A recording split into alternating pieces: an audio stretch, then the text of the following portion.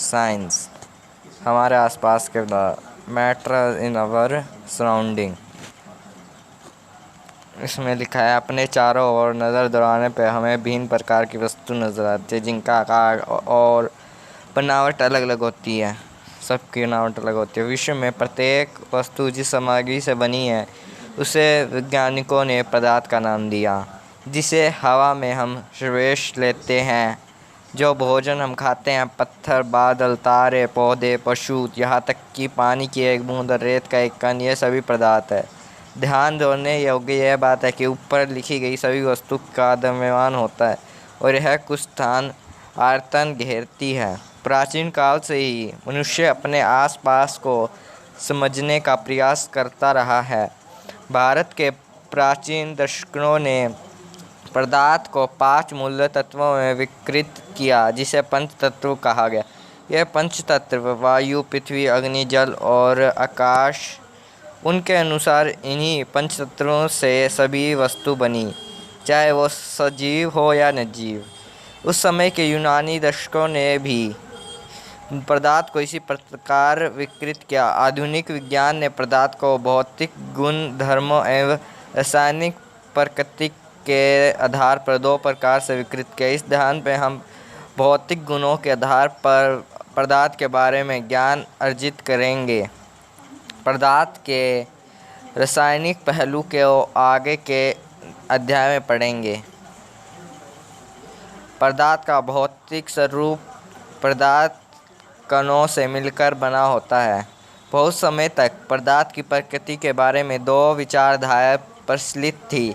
एक विचारधारा यह मानना था कि पदार्थ लकड़ी के टुकड़ों की तरह सख्त होते हैं, परंतु अन्य विचारधारा मानना था कि पदार्थ रेत की तरह कणों से बने हैं।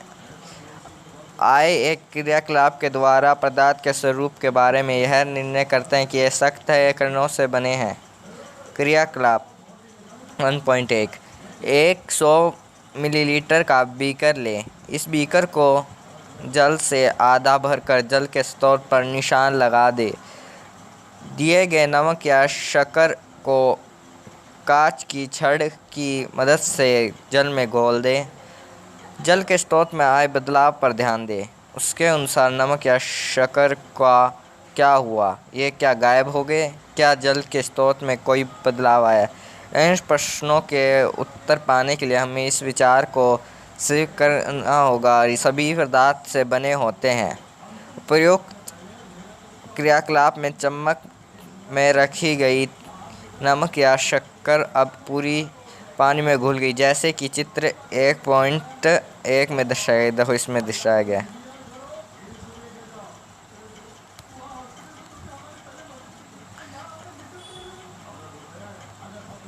यह प्रयोग दर्शाता है कि पोटेशियम परमैंगनेट के बहुत थोड़े से क्रिस्टल से पानी की बहुत अधिक मात्रा 100,000 लीटर भी रंगीन हो जाती है। इससे हमें यह निष्कर्ष निकलता है कि पोटेशियम परमैंगनेट के केवल एक क्रिस्टल में कई सूक्ष्म कण होंगे। यह कण छोटे छोटे कण में विभाजित होते होंगे।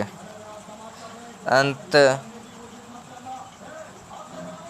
एक स्थिति में यह कण और छोटे भागों में विभाजित नहीं किए जा सकते। पोटेशियम परमैंगनेट की जगह 2 मिलीलीटर जल से भी हम यह क्रियाकलाप कर सकते हैं। लगातार तनुकृत होने पर भी इसकी महक हमें मिलती रहती। पदार्थ के कण बहुत छोटे होते हैं, इन्हें इतने छोटे कि हम कल्पना भी नहीं कर सकते। पदार्थ के कणों को अभिलाषित गुण। पदार्थ के कण के बीच रिक्त स्थान होता है। क्रियाकलाप 1 और 1.2 में नमक शक्कर डाला या पोटेशियम परमैंगनेट के कण समान रूप से पानी में विकृत हो गए। इसी प्रकार जब हम चाय, कॉफ़ी या नींबू पानी बनाते हैं तो एक पदार्थ के दूसरे पदार्थ के कण के रिक्त स्थान में संश्लेषित हो जाते हैं। यह दर्शाता है कि पदार्थ के कण के बीच पर्याप्त रिक्त स्थान होता है। 1.2.2 पदार्थ के कण निरंतर गतिशील होते हैं। क्रियाकलाप बहुत सारे हैं, ये हम नहीं पढ़ेंगे।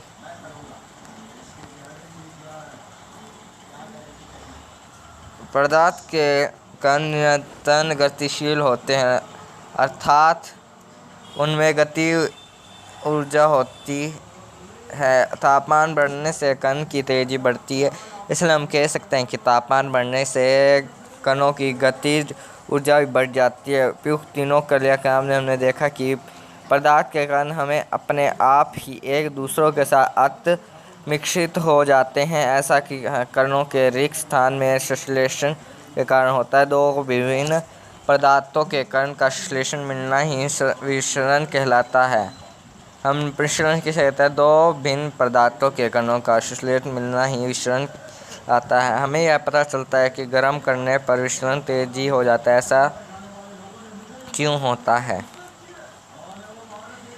पदार्थ के कण एक दूसरे को आश्रित करते हैं। उपयुक्त तीनों क्रियाकलाप सुझाते हैं कि के बीच एक बल कार्य करता है। बल कणों को एक साथ रखता है। यह आकर्षण बल समर्थन प्रत्येक कण में लगभग होता है। पदार्थ की अवस्था। अपने आसपास के पदार्थों का ध्यान से देखें और यह तीनों कितने प्रकार के हैं। हम पाते हैं कि पदार्थ अपने तीन रूप में होते हैं: ठोस, द्रव और गैस।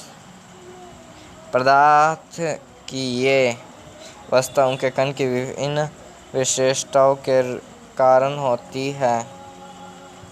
अब हम पदार्थ की तीन अवस्थाएं के गुणों का विस्तार से अध्ययन करेंगे। ठोस अवस्था।